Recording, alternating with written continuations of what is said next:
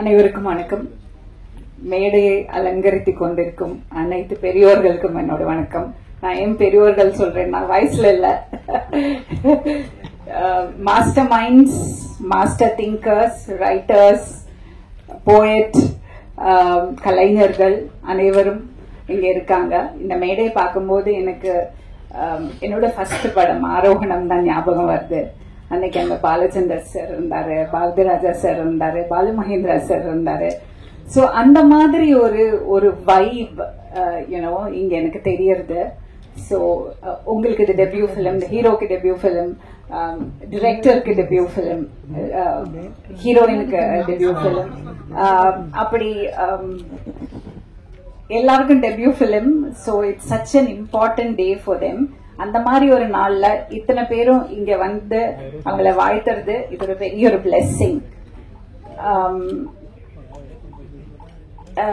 Aarohanam music release அன்னைக்கு அந்த press மீட்டுக்கு முன்னாடி நாங்க படத்தை காமிச்சிட்டு தான் அப்புறம் எல்லாரையும் மேடை மேல ஏத்தினோம். அதே மாதிரி இன்னைக்கு இங்க வந்து பேசினவங்க எல்லாருமே most of them have seen the movie இல்லையா.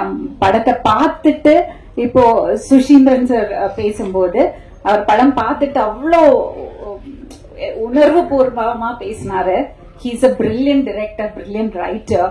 அவர் வந்து எனக்கு கிளைமாக்ஸ் வந்து இவ்வளவு தூரம் ஒரு தாக்கத்தை ஏற்படுத்துதுன்னு சொல்லும் போது நமக்கு அது நிஜமாவே இந்த படத்தை பார்க்கணும்னு தோணுது. சோ இந்த மாதிரி ஒரு மியூசிக் ரிலீஸ்க்கு முன்னாடி படத்தை காமிச்சிட்டு அவங்க பேசும்போது பிலீவபிளா இருக்கு. அது ஒரு பெரிய ஒரு கான்பிடன்ஸ். அது டிரெக்டரோடும் ப்ரொடியூசரோடும் கான்பிடன்ஸ் நினைக்கிறேன் அது. அண்ட் இந்த டீமுக்கு நான் என்ன சொல்ல விரும்புறேன்னா, இந்த ஜேர்னியே வந்து இதுல நம்ம ஜெயிப்போம், அதுக்கப்புறம் நம்ம நினைச்ச எக்ஸ்பெக்டேஷன், நம்ம எக்ஸ்பெக்ட் பண்ணது வராம இருக்கலாம், அதை விட பெருசா வரலாம், இந்த மாதிரி எல்லாம் நடக்கும். But the journey it self is so beautiful. அந்த பயணமே அவ்வளவு அழகானது. அண்ட் சினிமால வந்து நம்ம அந்த உழைப்பையும் அந்த அந்த அந்த ஒரு பேஷனும் இருந்தா நம்மள ஏமாத்தவே ஏமாத்தாது. நம்ம 1% போட்டோம்னா அது 100% நமக்கு திரும்பி வரும். 1% ஹார்ட் ஒர்க் போட்டோம்னா, நம்ம சின்சியரா இருந்தோம்னா அது 100% நமக்கு ரிவார்டிங்கா இருக்கும்.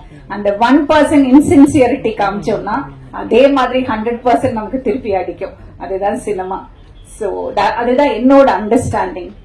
சோ எனக்கு எல்லாரும் இங்க உட்கார்ந்து எல்லாரையும் பார்க்கும்போது இந்த படம் ஒரு பெரிய வெற்றி படமா அமையும்னு ஒரு தாட் வருது.